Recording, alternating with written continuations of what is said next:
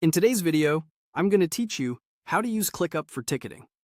Start by heading to the ClickUp website. On the homepage, click Login to open the sign-in options. Choose Continue with Google if that's how your team authenticates. This is a quick, secure way to get into your workspace without manually entering credentials.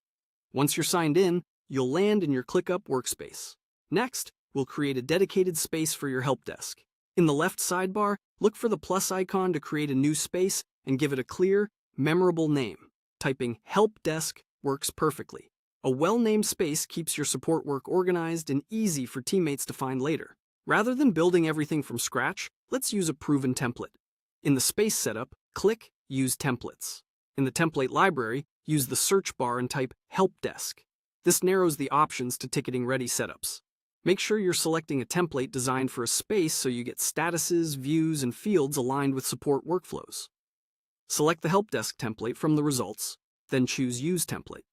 If prompted, click Select Location and choose where this template should live, typically the new Help Desk space you just created under your current workspace.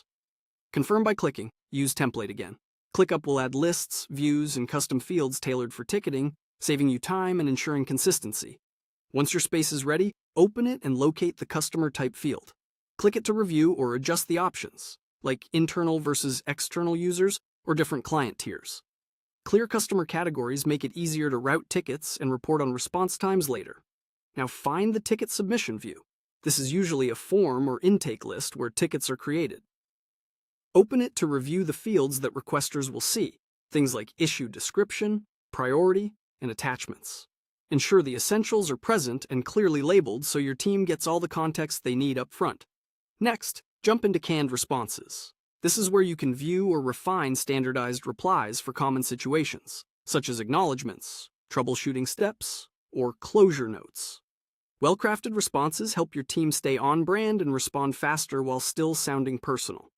Finally, revisit the customer type field in a sample ticket to confirm it's visible and working as intended.